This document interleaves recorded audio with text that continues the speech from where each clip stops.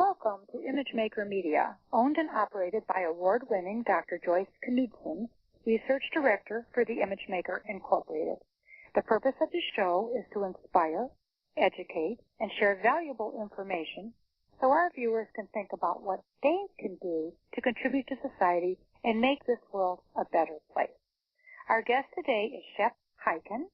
Shep is the Chief Amazement Officer. I love that, Amazement Officer at Shepard Presentations, customer service expert, professional speaker, and New York Times and Wall Street Journal bestselling business author. Shep works with companies who want to build loyal relationships with their customers and employees. He has been inducted into the National Speakers Association Hall of Fame for lifetime achievement in the speaking industry. Wow, what achievement. Welcome to the show, Shep. Well, thanks for having me, Dr. Joyce. Great to be here. It's my pleasure. Shep, give us a little background on yourself and how you have become such an expert on customer service. Well, boy, we can go all the way back to when my parents used to make me write thank you notes for any time somebody did something nice for me, which is where I think the root of customer service begins. It begins with how you're brought up, because many people, while you can train people to it, it's a background. It's a thing that you have. So I started my business when I was 12 years old, a birthday party magic show business.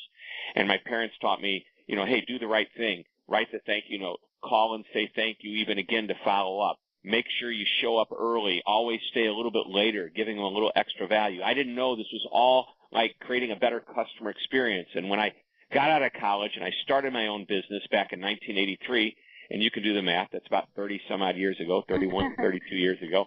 I had already had this background, and I understood what doing the right thing was. And when I read an article about customer service, I said, this is what I'm going to focus on. And from that point forward, my speeches that I did for my clients, all the research I did, the writing I did, all focused on customer service and ultimately now customer experience. Well, I know that Joe Girard, do you know who Joe Girard is? I do. Yeah, and he was the greatest salesman in the world in the Guinness Book of Records because he would write down the birthdays and the anniversaries, and he would write thank you notes, and really it's so simple, but people don't do it. It is simple, and what happens is it takes just a little extra time. It's not a big deal to write a quick little note. And today you can email. That's almost as effective, if not even more so, because sometimes that's the way people like to communicate. But really, Joe figured it out. It's just doing the right thing and caring about people. And I always say what Joe has done and what many great people and great companies do, it's common sense that unfortunately is not always so common. Absolutely. I agree with you on that. Well, how has the area of customer service changed over years, the last 10 years, let's say? Well, I think there's several things that have happened. Number one, technology has given a great advantage to those that take advantage of it, a company that takes advantage of it in the world of customer service, and we may get into that. But I think the biggest change that's taken place is that the customer has become more knowledgeable about what good customer service is. They see ads on TV or they hear them on radio, and we're constantly being told, hey, our company has won the J.D. Power Award. Our company's won the Malcolm Baldrige Award for service and quality. And all of these ads are educating our consumers and by the way, whether it's B2B or B2C, it doesn't matter. But I think what's happened is now the customer starts to compare one company, not just to their competitor, but it's who they had, where they went and had dinner with the night before, or the great experience they had with a different company in a completely different industry. So now they're starting to expect that level of service from virtually anybody they do business with. Definitely, and I think with the social sites, it's opened up so many opportunities for you to stand out from your competition, and people are more knowledgeable, and they are comparing and contrasting the things that people are offering. I think it's just a wonderful opportunity for people to be able to be knowledgeable and not just take words if somebody says something that's true, because it usually isn't. In your book, Amaze Every Customer Every Time, you say when it comes to delivering amazing customer service, everyone in the organization must step up and be a leader. How does this lead to customer service? Well, my philosophy is, and I love the comment that once came from a friend of mine, a colleague, Mark Sanborn. Mark said, You don't need a title to be a leader. And as it applies, and I thought that's just so great. And as it applies to customer service, I thought to myself, well, you don't need to be one. You need to be that person, that guy, that woman, that girl, who everybody looks at and says, you know what, he or she is doing it great. I need to do it like they do. And they become the role model. So people equate role models with leaders. And my philosophy with companies is to let everybody have that opportunity to be a leader, especially when it comes to customer service. Empower them to do so, train them so they can make great decisions, and let them go do a job that everybody else would look at and say, I want to be like that person. Definitely. I think empowering employees is so important because if somebody feels appreciated and they feel that they have some power, they're going to do a better job. Every time. And one of the first tools, and in that book, Amaze Every Customer Every Time, there are 52 tools. And one of the tools, I believe it's number 1, is to act like you own the place. And there was a kid, he was 18 years old, and he was sitting through one of my sessions that I was doing it out in Colorado just prior to the ski season. The Chamber of Commerce brought my program to all of the merchants and said, bring all of your employees. We need to deliver a great service experience. After the program, this kid came up to me and he said, I had the best compliment the other day. One of our guests asked me if I was the owner. And I said, really? And why did you find that to be a compliment? He says, because I asked them why they asked me that, and they told me it's because I seem to be taking such pride in my work. They said, you must be the owner or the owner's son. And at that moment, he realized he wanted every single guest to think he was so good that he would be the owner. I think that's a great way to go about it because people want to feel good about themselves. As a self-esteem expert, I know that. And I feel that it's very important that people take pride in their work, and they not only will make you look better as if you're the owner, but they're going to make themselves feel good inside, and they're going to want to do more. Mm-hmm. And so the key is reinforcement, and the reinforcement can come from customers telling you you're doing a great job, but it's really important that the leadership reinforce and let the employees know, hey, you're doing a great job. Keep doing what you're doing. This is great advice. Some businesses don't encourage employees to be leaders.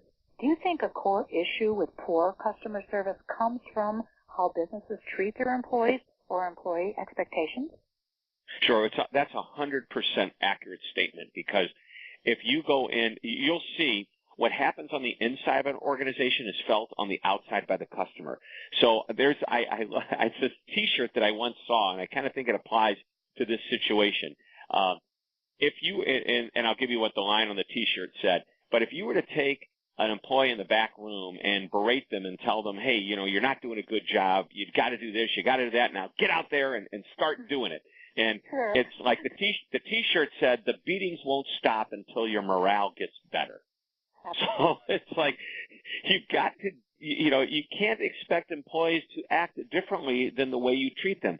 So if you don't trust your employees to do a good job, you don't train them well, you don't show appreciation, you don't reinforce their good work, they're not going to have the confidence to go out there and do the job. And then there's the idea that a manager shows up or a leader shows up in a room whenever there's a problem, as opposed to showing up when there's not a problem. So as soon as you see the boss or the leader, you say, okay, what did I do wrong now? It all starts with the culture, and that culture is defined by the leadership, and it is, disseminated and trained through to the employees, and then it's reinforced. Right. We tell our clients all the time, you need to step up and create a culture that is customer-focused, and it's not one and done. You can't say, everybody, we're going to do this. Let's spend a half a day or a day training, or let's bring in a speaker for an hour and hope it's going to fix things. It doesn't. It is constantly, day-to-day, reinforced by the leadership and recognized and then shown, the appreciation shown to all the employees. I agree with you, and what I was going to say before was the parallel for this as an image professional is that people cannot do a really good job on the outside with their businesses if they don't feel good about themselves on the inside. So it's kind of a parallel to any business. It's any business. It's personal success. It could be sports. It could be any relationship. I've seen relationships where the husband or the wife berates their spouse, and gives them, makes them feel inferior and lack confidence. I've seen sports teams where the coach yells at a player, and rather than try to use that mistake or that error as an opportunity to build on, and sure, mad at the moment, fine, but figure out a way to channel that energy into something positive. And it's the same thing in business as well. I agree. How can companies train their personnel on how to provide customer service via social platforms? So are you asking me how to use a social platform to train customers to train employees, or how do you train employees to use the social platforms with their customer service? Both would be good, but okay. I want to know training your personnel that you have, the companies you're employed, on how to provide customer service via the social platform. Got it. Okay. Well, obviously, social channels, it's really hot right now over the last few years. And by the way, you can train employees using social channels. Online learning is a huge opportunity for companies to take advantage of. It's inexpensive. It's easily accessible because employees can watch whoever it is they're learning from 24/7. All they do is they log on, put in their password. Wherever there's an internet connection, they can train. But here's what's happening in social media today. When you talk about employee training for social media, there's two areas. Number one is, what can you say in social? Because you have to be very careful. What you say is broadcast potentially to the world. If you say something errant or make a statement, you can't take it back. It's out there, and all they need to do is retweet it, and then it gets retweeted again, or it's, Facebook, it can all go viral. So you have to train people on what they can and can't say. And one of the best ways to do it is simply to have a policy and make it very clear. And many times the policy will state, unless you're actually involved in the customer support area, you have to channel all social statements through them if you're not in that area. I think one of the biggest mistakes that companies make is that they have a standard answer for certain questions. I think every customer is an individual, and while you may use that standard answer, you should personalize the response in a social channel. So train people to look for the opportunities to, for lack of a better term, build a little rapport as they have that interaction via social media. I agree. I use social media a lot, and I have found that there are several different kinds of people on social media, some to push their products, others to brag about themselves, put their pictures up or whatever. But what I do is I disseminate information. And people like that. And that's a great value add. And that's another point with social is that, and a lot of the work that we're doing right now with companies is we're teaching them that reacting is one aspect of social customer service. However, there's so much more that you can do. For lack of a better term, I'll call it self-service. If you have a problem, you can go to a website and you can see frequently asked questions. But sometimes if a company or if a customer buys a product, a company can start to push specific information about the product. Hey, we now have a better use of this. You can try using it this way. Here's an easier way to do it. One of my favorite stories to tell is I bought a German ping pong table at one of the sports stores. It just happened to be the manufacturer was German. And when I opened it up, guess what? The instructions were in German too. But there were lots of pictures. That's okay. It's okay because obviously you didn't really need to read what was below the pictures because they were so well done. However, I ran into a snag. It was I don't know, maybe my ADD kicked in and I just couldn't focus anymore. So what I did is I took the model number of the ping pong table and I put it into a Google search to see what would happen. And lo and behold, up comes a YouTube video with a video of exactly how to put this together, which nuts and bolts to use, which poles to put together. And it was like the instructor was over my shoulder telling me exactly what to do. And there's an example of social customer service. And companies are putting product information on, and by the way, YouTube, my favorite way to promote good, positive content. And then we have clients, one of my favorite clients to talk about, and I wrote about them in Amaze Every Customer, is Ace Hardware. And Ace Hardware places how-to videos on their website, you know, how to lay a floor, a tile floor, how to fix a leaky faucet. So there's great ways to add value, just as you are talking about doing with your customers, clients, readers, followers, listeners, just like you do. It's a great way to add value. Well, there's a reason why there's almost 1 million on Twitter, because every notification gets an answer to a question. And there are people that just want to talk to somebody, and I am that person to them. I just wonder how many people go to the link that you and I do. You know, I believe that there aren't. Yeah, I don't think there's that many. I think that's why there aren't a lot of people with 1 million followers on Twitter. Matter of fact, once you get up over maybe 1,000 or 2,000, people go, "Wow, that's a lot of followers." Imagine 1 million. You know, I focus all on customer service, and one of the things that you mentioned is you said you curate content. I mean, you put content out there, self-help, improvement, image, all that type of information, and that's why you have all the followers, because you are creating value, and the companies that do that start to create the followers. And what I've done is I read every day, and I look at dozens of articles. I can almost look at the title and say, "Oh, that intrigues me. Let me read it." And if I like the article, I tweet it out. Great article by so-and-so on this topic, and here's the link. And people love this. I consolidate and curate information and share it. And I think that's a great way to offer a value add in any type of business. I definitely agree with that. I don't think that there's that many people doing it. So maybe if they're listening, maybe they can begin to do it. Yeah, we'll change the world one tweet at a time. One person at a time, I say. When it comes to 2015, what do you think are the biggest challenges for members of the C-suite? I don't know what the C-suite is, so you could explain that too. Oh, the C-suite is your chairman, your chief executive, your chief operating officer, your chief information officer. So the C-suite is, and so their challenges are this, as it applies to customer service. Once again, we've already covered this earlier in our discussion, that customers are smarter than ever before. We talked about empowering people. But what has to happen is at the top, the C-suite, or any leadership, and by the way, if you're a small company, it might be you're the president or the owner. You don't call yourself the chief operating or chief executive officer. But that, in effect, is what you are. You need to set the tone. You need to define exactly what you want your company to be when it comes to customer service. Because today, it has been said that customer service is the new marketing.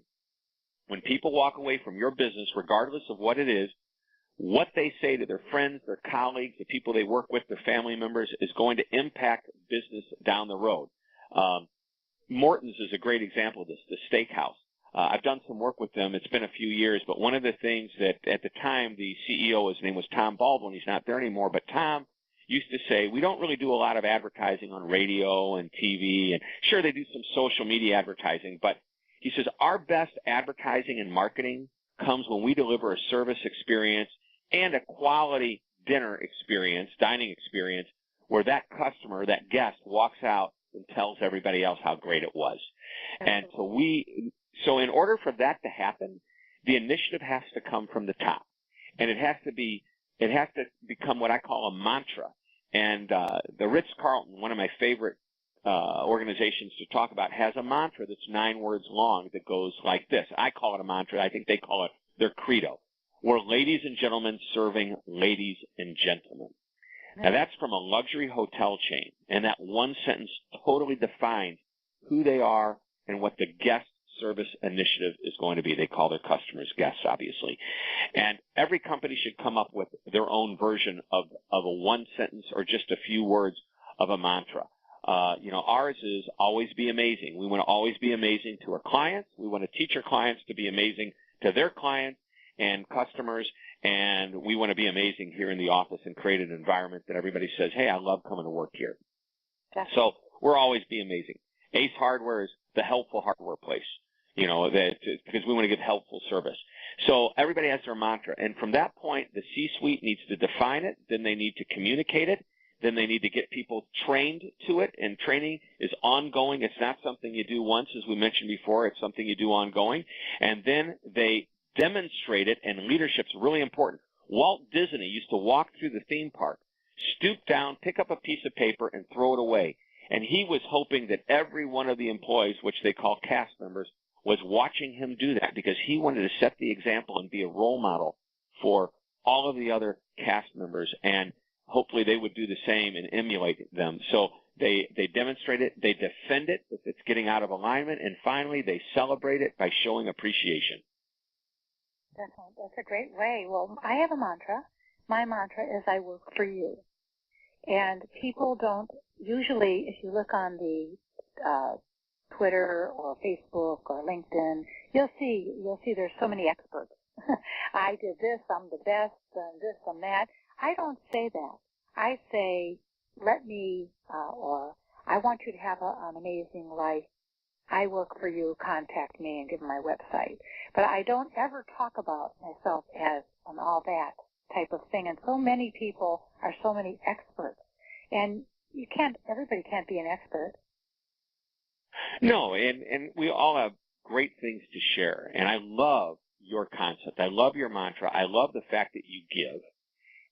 And you know, at the end of the day, the more you give, really, the more you get. And it may not come back. A lot of people say, well, come on, is that really it? I go, it's the law of abundance.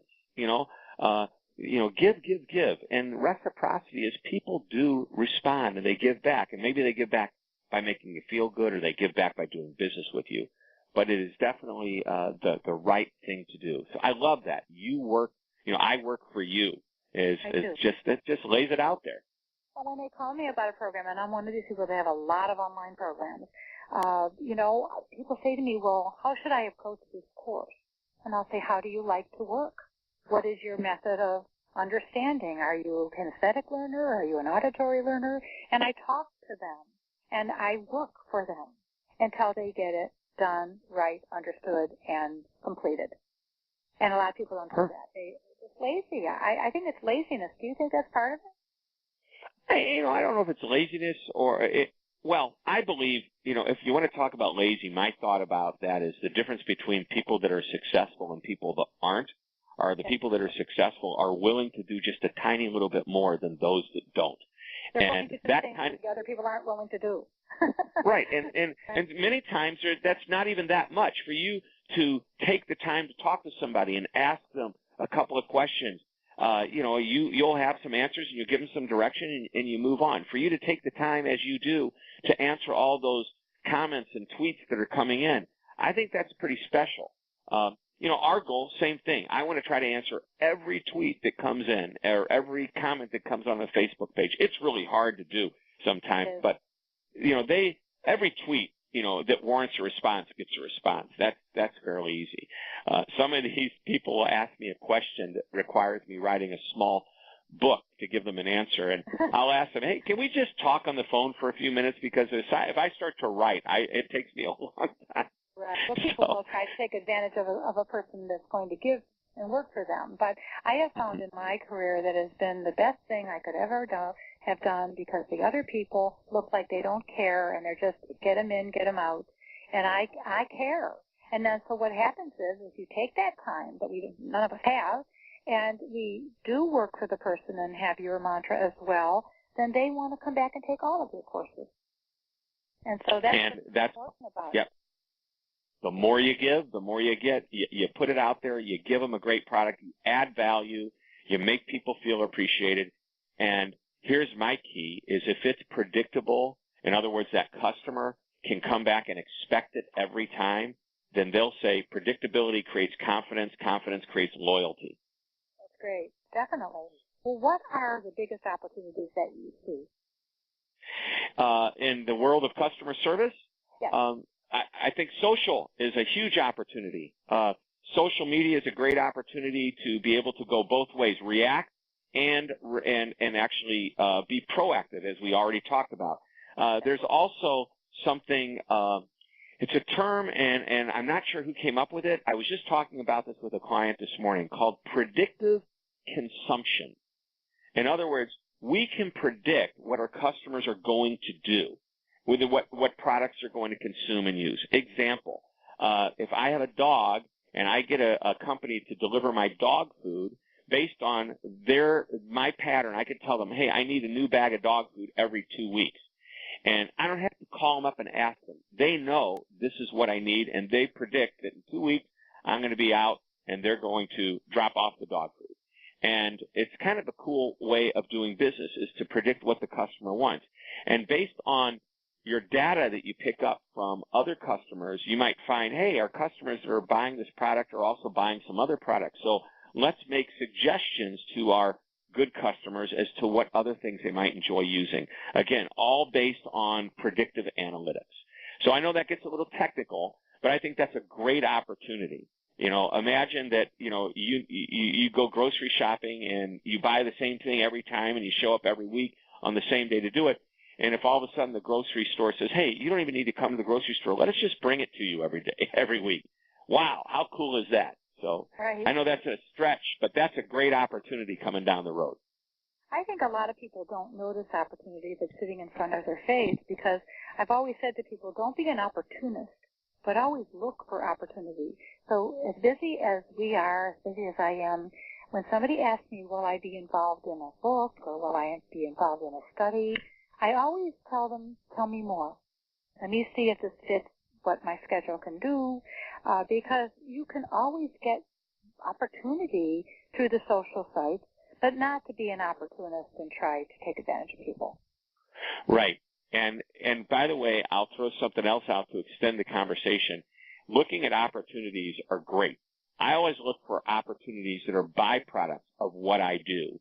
So, if for example, I'll write an article and I'll use that article as a video, and I'll create tweets out of it. So I create derivative out of something I've done. But sometimes you're on the road. You just have to be so aware of what's going on around you, because there's lots of derivative ideas that can come from just the day-to-day interactions that you have with people. And when people ask, like they asked you, do you want to write a book? I just had the other day, somebody asked me if I wanted to get involved in a writing project. And I look at what I call it a success trap, because I look at how much money I might make, or what the return on my investment might be beyond money. Is it going to be fulfilling? Is it going to be something that, positions me right? All these different things. And then I say to myself, well, yeah, it might do all of that, but does it do enough of that to make it worth my while to take me away from something else? I call it a success trap. It looks like it's going to be good, and I could do well with it, but it actually is a detractor from bigger and more important things that we do here at the office and in our business. I'm glad you added that, because you do have to weigh all the variables, which I do.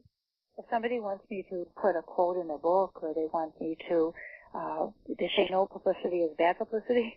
So, you look at the person. Are they a New York Times bestseller? Do you want to be in their book? Do you want to write a foreword for someone? People ask me all kinds of things, and what I do is I weigh all the variables and see. I didn't call it success track, but that's really a good thing to call it, because will it make me more successful? Will it help me in some way? Am I just giving my time to other people when I need to concentrate on the things that I'm concentrating on, my own business? Yeah, it happens. And, imagine that it becomes so here's a great way to do it. I have a filter system that I use, and I try to come up with the 5 best things that could happen if I did this project. And I rate them on a scale of 1 to 5. And many times it's, will this position me the way I want it to be positioned? Will this give me the income that I would expect to make from this? Will it earn me the respect of this person or this company or colleagues I work with? So you come up with 5 questions on a scale of 1 to 5. And by the way, I learned this from a gentleman named Dan Sullivan, who has a company called The Strategic Coach. And I've been going to his programs for 15 years now, once a quarter. And I create these 5 questions, and I have this 5 criteria on a scale of 1 to 5, and anything that falls less than a 20 when I add the score up means I probably shouldn't do it, or I have to think twice about doing it anyway. So if a perfect 25 says, hey, this is a great opportunity, I got to jump on it. So that's a way of filtering out some of the best opportunities from some that might not be as successful. I think that's a great system and a great suggestion, and I'm certainly going to do it. I haven't been doing it that way. I've just sort of been thinking it through in my head. And I have a 24, 48-hour rule, and I tell them I need to think about this for 24 to 48 hours. And at that time in my head, I write things down about what it is that I might benefit from, how I could benefit them, is it equal, that type of thing. And it's sort of the same thing you're doing, but I think yours is a much better suggestion, and I'm going to start to implement it. So I don't know if it's better. It's just different. I think it's better. I definitely think it's a great idea. But based on your experience, what are the stumbling blocks that continue to plague people and thus organizations to really become customer service centric? Well, I think the biggest stumbling block comes in three areas. Lack of a vision, which, as I mentioned, comes from the leadership really getting it out there and getting everybody in alignment. Number two is the employees. Have you hired the right people, or are you hiring the right people that fit with the personality and the vision of the company? And number three, it's training. Are you training it right? Are you doing enough? Because so many times that's the stumbling block. I work with companies, and on their onboarding process, they put people through great training programs, and then that's it. And as I mentioned earlier, training isn't something you did, it's something you do. And you don't have to do a lot of it. Once you get people headed in the right direction, it's little things to reinforce them. It could be 5 or 10 minutes every couple of weeks or so. Maybe it's once a month, but it's constantly putting it out there. Product-specific knowledge, technical training, sure, that needs to be done ongoing as needed. But that soft relationship skill is paramount to the success of a company's customer service initiative. Well, I'm in your corner. That definitely is great advice, and I think it's great information and insight for our listeners. I'd like to thank you for allowing me to have this opportunity and for being our guest today, but can you tell people first where to reach you and how they can get some of your great experience? Sure. Just go to my website, Hyken.com, HYKEN.com. I have hundreds of articles that I've written. They're available at no charge. You can get into my world. You can follow me on Twitter. You can sign up for my newsletter. Lots of different ways that you can just, right there on the website, it tells you everything. That's great. Well, thank you so much for your time and for being our guest today on ImageMaker Media. Well, thank you, Dr. Joyce. It's my pleasure.